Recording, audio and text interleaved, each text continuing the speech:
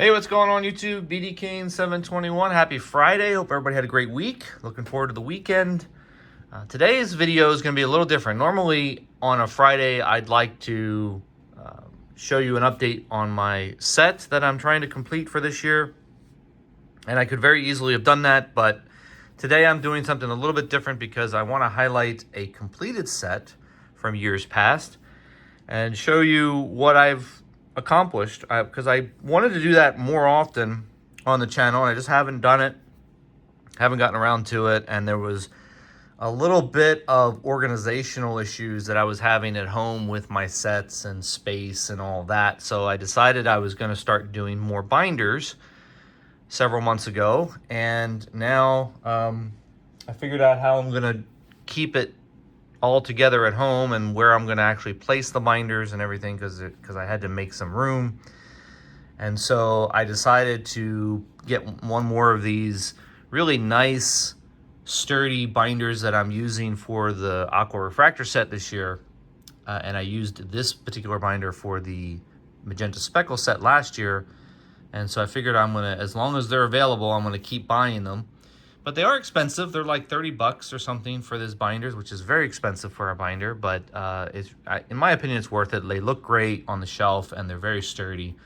Definitely more sturdy than binders that you get in, say, Staples or other places. So I'm going to do that maybe once a month, buy one of these, put one of my completed sets in it, and show it off here on the channel. So today I am going to show one of my favorite sets in the decade between 2011 and 2020. Favorite sets in the sense of design. I've said it many, many times before, so you'll probably not be surprised as to which set it is. And that would be the 2015 Topps Chrome Purple set. Now, just for a little context, I have the purple set completed. I did a couple years ago from the Atlantic City National find my last card of the blue set. So I have both the purple and the blue refractor sets completed. These sets are a little bit easier. There are only 200 cards in the checklist. So this is the shortest checklist that Topps Chrome has had in quite a while. And I don't think they're ever going to go back to 200 cards, at least it doesn't look like it. And it was really a little bit, I guess it was a little bit easier to put it together, but it still was a big challenge. Each of these cards, the purple cards on the back, are numbered to 250. So each one of these cards in here are numbered to 250. It took, I don't know exactly how long it took me to do this one, but it definitely took me more than my typical time period. You know, back in 2015, I wasn't as involved in things like ComC or blowout forums or things like that as much as I am today.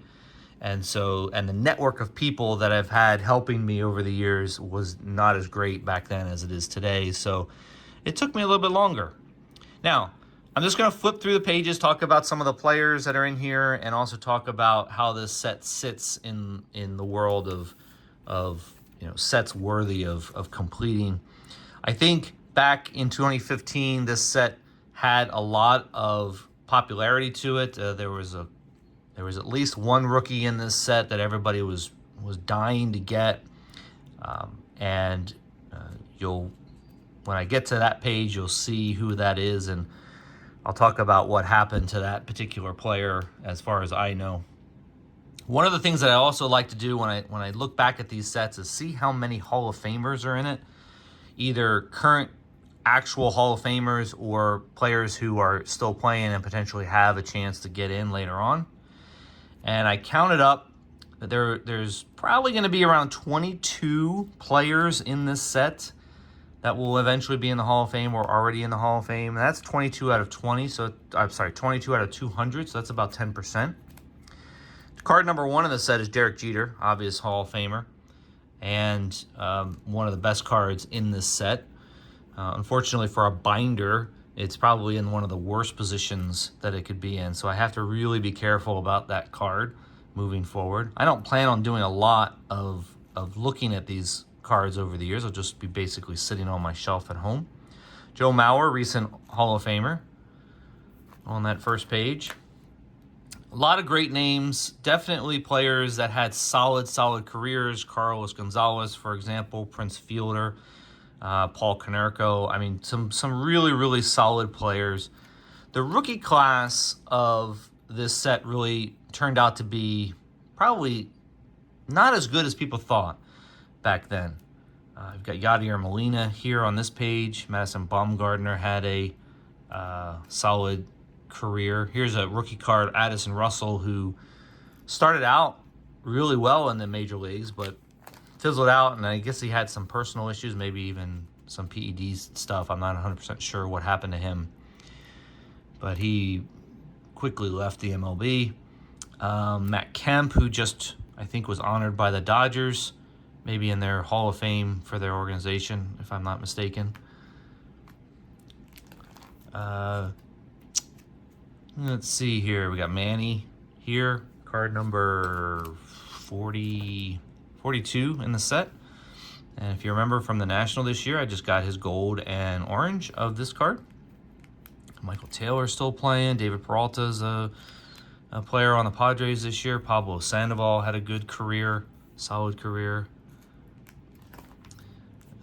Brandon Belt, solid career. Christian Yelich is continuing on. Here's the Mike Trout card. Mike Trout was, his first Topps Chrome was 2012, so you're talking about a third or fourth year card of his. Here's Yasiel Puig, probably one of the more overrated players that has come through. Colton Wong had a good career. I'm not sure if Colton Wong's still playing. Will Myers, I'm pretty sure isn't playing anymore. George Springer's still playing. Clayton Kershaw, future Hall of Famer. Chris Sale, maybe borderline Hall of Famer. Not really sure how his career is going to end up. Justin Morneau, Eric Hosmer, Anthony Rendon. Castellanos is still playing.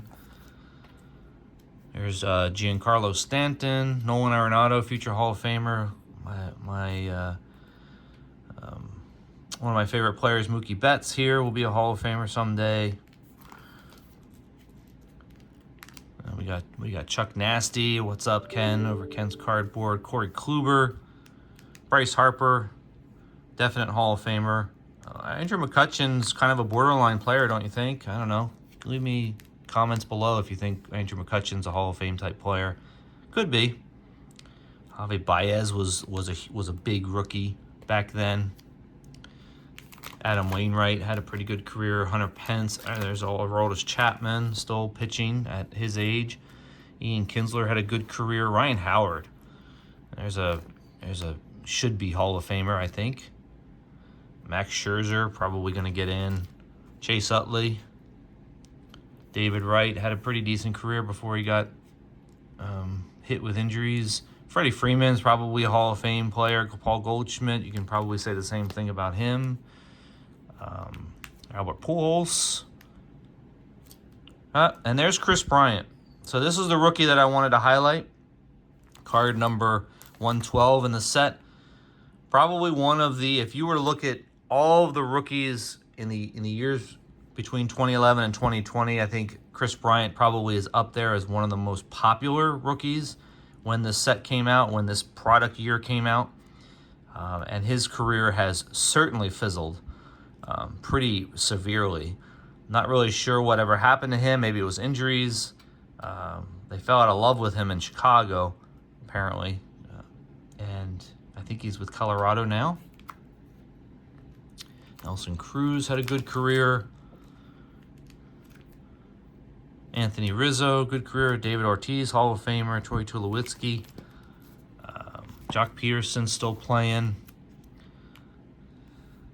Edwin Encarnacion had a pretty decent career, I thought. Joey Bats here. Jose Bautista. Adrian Gonzalez had definitely a good career, good hitter. Jose Fernandez, one of the more tragic stories in baseball. CeCe Sabathia, recent Hall of Famer.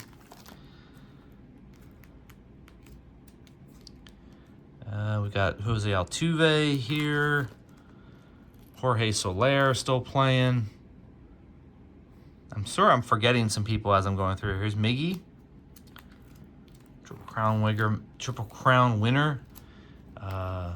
Miguel Cabrera. And let's see. Nobody really knows. There's Justin Pedroia, Robinson Cano. Evan Longoria, Buster Posey, who should be in the Hall of Fame, Jose Abreu, King Felix, Marcelo Ozuna, Jacob deGrom, Teixeira. Phil Hughes is a guy that's heavy into the in-card collecting. Here's Yu Darvish, Kyle Seager, Justin Verlander, Christian Walker's rookie card, Adrian Beltre, Hall of Famer, and the last couple, Kevin Gausman's down here, and the last couple cards you have Hanley Ramirez and Ryan Braun. So, a lot of great names, not as many Hall of Famers as I had thought could be in here. But then I said to myself, well, how does that compare to other sets? And I just randomly chose 1956 Topps just because it's a vintage card. Everybody knows 1956 Topps. You know, the design is an epic design and one that everybody recognizes when they see it. There's 342 cards in that set, and I counted 34 Hall of Famers in that set. So that's about 10%. 22 in this set is about 10% of this. So you kind of take that for whatever it's worth, and realize that most of the cards that are going to be in these sets are going to be commons and everyday players, and only a select few are going to be Hall of Fame players. So great set to look at. I do like seeing things in a binder now. I have been converted to now binder sets, and it's a lot more fun to go through it and to look at the players and look at the back of the cards and stuff. I think what I've realized, though, as a 200 card set, this is pretty full on these binders, on this particular binder, so I may have to go front and back for the Aqua set just to get it to fit in here. So hope you guys enjoyed that. I know it was a longer video than I was expecting, but wanted to start the weekend off with some style. It was a fun set to put together, very challenging as they all are, and I hope you appreciated that, and looking forward to next week when I'll give you an update on the Aqua Refractor set. All right, guys, have a great weekend. Talk to you soon. See ya.